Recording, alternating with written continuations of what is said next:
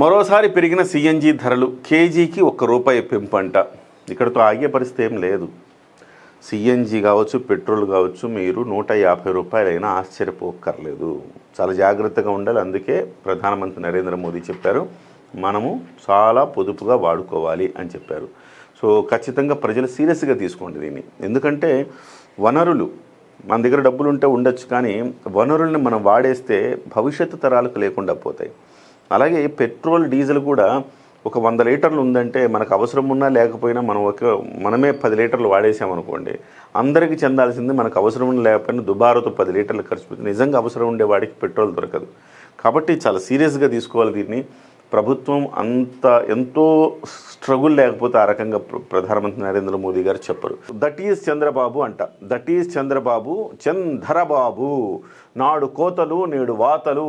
Petrol డీజిల్పై మాట తప్పి మోసం చేసిన చంద్రబాబు అధికారంలోకి వస్తే ధరలు తగ్గిస్తామని ప్రగల్భాలు.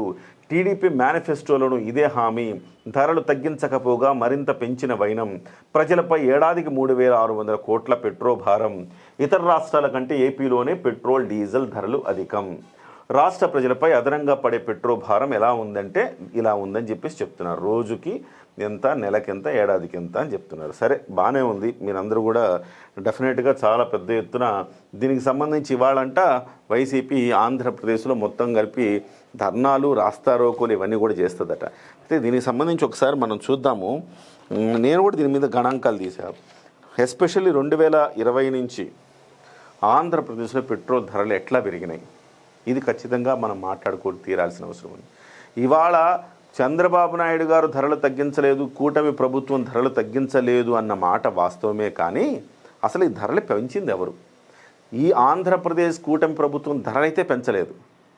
కోర్స్ మేము ధరలు తగ్గిస్తామని చెప్పేసి ఒకవేళ ఇచ్చిన హామీని నిలబెట్టుకోలేదు అని ఇవాళ ఒకవేళ వైసీపీ అంటే అది ఆర్గ్యుమెంట్, కరెక్ట్ ఆర్గ్యుమెంటే. కానీ అసలు దీని అంతటికీ చంద్రబాబు ధరలు పెంచేసి చంద్రబాబు ఈ రకమైన వ్యవహారాలు, ఈ రకమైన రాతలు అవసరం లేదు. ఎందుకంటే మీ బండారం అంతా బట్టబయలు చేసే డేటా ఉంది నా దగ్గర. మీరు 2019 నుంచి 2024 వరకు ఏం చేశారు, మీరు ఎంత పెంచారు, ఏ రకంగా చేశారు? అసలు ఇవాళ ఆంధ్రప్రదేశ్లో పెట్రోల్ ధరలు మండటానికి రీజన్ ఎవరు? మీరే.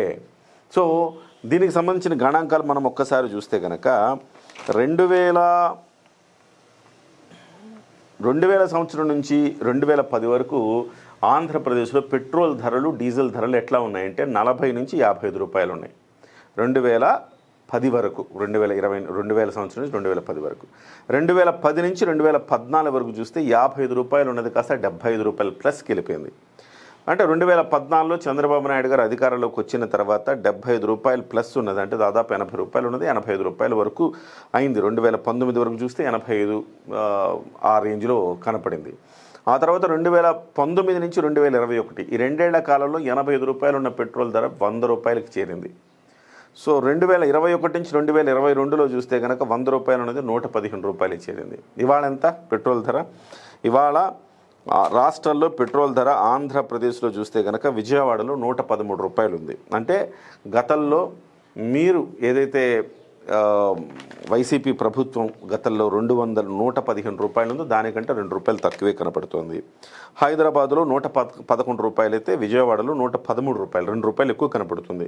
అలాగే డీజిల్ హైదరాబాద్లో ₹99 అయితే విజయవాడలో ₹100 కనపడుతుంది. ₹1, ₹2 వ్యత్యాసం కనపడుతుంది తెలంగాణకు, ఆంధ్రప్రదేశ్కు. సో వైజాగ్లో ₹112, ₹99, వైజాగ్లో ఆల్మోస్ట్ హైదరాబాద్కు దగ్గరగా కనపడుతుంది. దీనికి ఒక రీజన్ ఉంది, చెప్తాను. అలాగే ఇవాళ మొత్తం కలిపి చూస్తే కనుక దేశవ్యాప్తంగా పెట్రోల్ ధరలు పెంచారు. దీనివల్ల ఆంధ్రప్రదేశ్లో కూడా పెట్రోల్ ధరలు పెంచారు. మనకి రష్యా నుంచి ఇండియా కొనుగోలు చేసే అవకాశం రేపటి నుంచి, ఇవాళ నుంచి లేదు. నిన్నటి వరకు గడువు అయిపోయింది. అమెరికా ఆంక్షలు విధించింది, రష్యా నుంచి కొనుగోలు చేయకూడదని. తర్వాత మళ్ళీ ఆంక్షలు సడలించి నిన్నటి వరకు కొనుక్కోవచ్చు అని చెప్పింది. ఇవాళ నుంచి అవకాశం లేదు. అంటే 2.3 మిలియన్ బ్యారెళ్ల చమురు రష్యా నుంచి మనం తెచ్చుకుంటున్నాం. ఈ యుద్ధ వాతావరణం నేపథ్యంలో ఇరాన్ నుంచి ఎలాగూ రావట్లేదు కాబట్టి రష్యా నుంచి తెచ్చుకుంటున్నాం. రష్యా నుంచి తెచ్చుకోవటం వల్ల సాఫీగానే పర్లేదు జరుగుతూ ఉంది. ఇరాన్ నుంచి రాకపోయినా ఎంతో కొంత ఇబ్బందులు ఉన్న కింద పడి మీద లేచి వెళ్తానే ఉంది పరిస్థితి.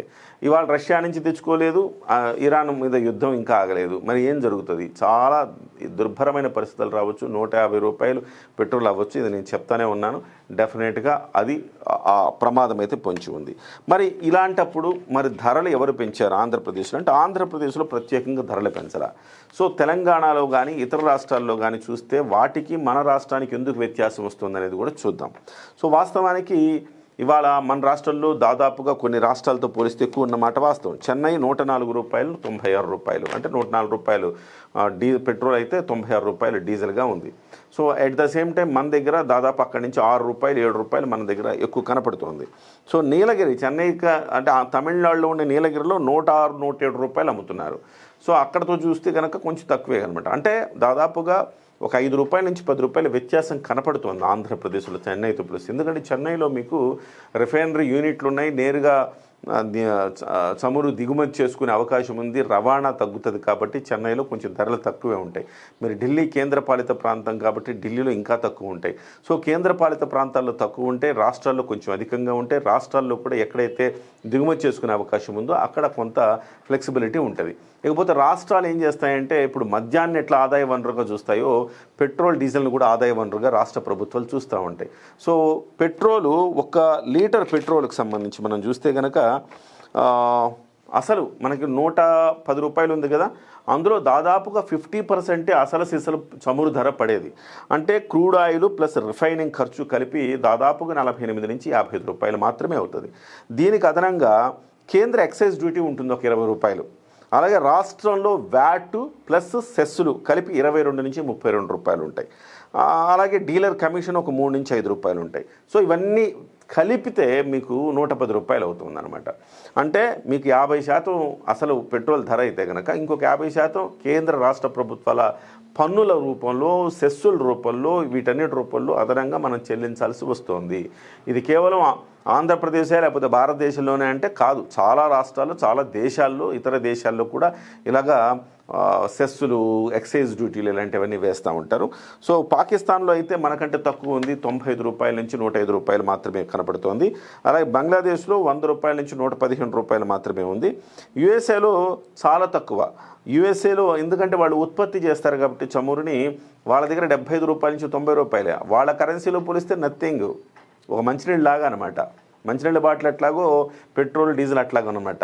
సో ఆ రకంగా అక్కడ 75 రూపాయల నుంచి 90 రూపాయలు మన కరెన్సీలో చెప్తున్నా, డాలర్లో చెప్పట్లా.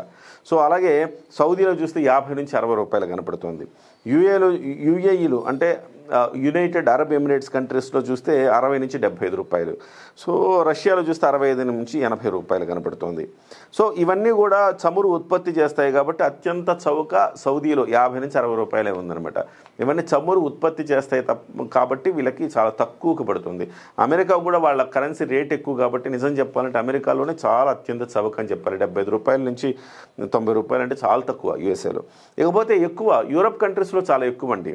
యూరప్ కంట్రీస్లో 165 నుంచి 190 రూపాయలు ఉంది లండన్లో. అలాగే జర్మనీలో 170 నుంచి 200 రూపాయలు ఉంది. ఇవి ఎందుకు ఇక్కడ అంటే యూరోప్లో మీకు పబ్లిక్ ట్రాన్స్పోర్ట్ని వాళ్ళు పెంచడం కోసం, పబ్లిక్ ట్రాన్స్పోర్ట్ని ప్రోత్సహించడం కోసం ఏం చేస్తారంటే పెట్రోల్ ధరల మీద ఎక్కువ సుంకాలు వేస్తారు. తద్వారా పెట్రోల్ ధరలు ఎక్కువైపోతాయి కాబట్టి పెట్రోల్ కంటే మనం పబ్లిక్ ట్రాన్స్పోర్ట్లో వెళ్దామన్న ఒక భావన వాళ్ళకి వస్తుందని చెప్పేసి వేస్తారు. ఈవెందో మనతో పోలిస్తే వాళ్ళ చౌక, వాళ్ళ కరెన్సీ విలువ మనకంటే ఎక్కువ కాబట్టి మనకంటే వాళ్ళ చౌక అని చెప్పాలి. సో ఇది వాస్తవాలు. అయితే 2000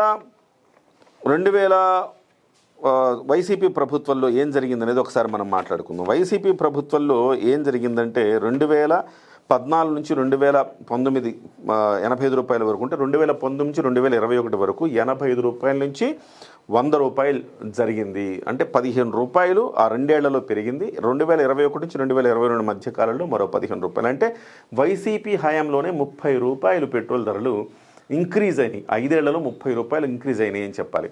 ఇందులో ఎస్పెషల్లీ కరోనా వచ్చిందని చెప్పేసి సెస్ విధించారు జగన్మోహన్ రెడ్డి గారు.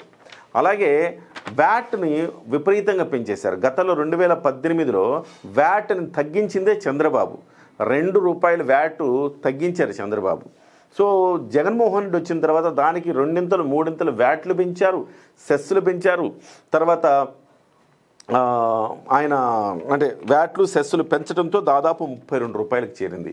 ఈ పాపమంతా ఎవరిది అంటే వైఎస్ఆర్సీపీది, జగన్మోహన్ రెడ్డిది మాత్రమే. ఈ పాపాన్ని కడగాల్సిన బాధ్యత నేను తీసుకుంటానన్నారు చంద్రబాబు. మరి ఆ పాపాన్ని కడగాల్సిన బాధ్యత ఇంకా చేపట్టలేదు ఆయన. అది వరకు అడిగితే బాగుంటుంది కానీ ధరబాబు అంటే ఈ ధరలన్నీ పెంచింది జగన్మోహన్ రెడ్డి గారు మాత్రమే. సో జగన్మోహన్ రెడ్డి గారు 2020లో డీజిల్ మీద 22.25% ఉన్న వ్యాట్ని 27% పెంచారు. 31% ఉన్న పెట్రోల్ మీద ఉన్న వ్యాట్ని 35.2% పెంచారు. కరోనా సమయంలో మరో 4 రూపాయల సెస్ విధించారు. ఈ రకంగా జగన్మోహన్ రెడ్డి గారు సెస్సులు విధించి వ్యాట్లు పెంచి పెట్రోల్ ధరల్ని మిగతా రాష్ట్రాలకు అందుబాటులో లేకుండా చేశారు. ఆ రోజుల్లో నాకు చాలా గుర్తు బాగా చాలామంది ఇతర రాష్ట్రాల బోర్డర్లకు వెళ్ళిపోయి పెట్రోల్ కొట్టించుకునే వచ్చేవారు. దాదాపు 10 రూపాయల వ్యత్యాసం పైనే ఉండేది ఆ రోజుల్లో. తర్వాత ఇవాళ కూడా అదే సేమ్ కంటిన్యూ అవుతుంది. అయితే దీన్ని తగ్గించాలన్న చంద్రబాబు మరి తగ్గిస్తారా లేదా? ఇంకా 2018లోనే తగ్గించిన చంద్రబాబు మరి ఇవాళ ఎందుకు తగ్గించట్లేదు? తగ్గిస్తాను అని చెప్పిన హామీని నిలబెట్టుకోవాల్సిన అవసరం అయితే ఉన్నది. సో వైసీపీకి అడిగే అర్హత లేదు. ఎవరికైనా అడిగే అర్హత ఉందంటే ఈ రాష్ట్రంలో పౌరులకు మాత్రమే అడిగే అర్హత ఉంది తప్ప వైసీపీకి అడిగే అర్హత ఎట్టి పరిస్థితుల్లో లేదు. ఇది ప్రధానంగా మనం చూస్తున్నాము. ఈ అంశాన్ని ప్రధానంగా స్పందించారు.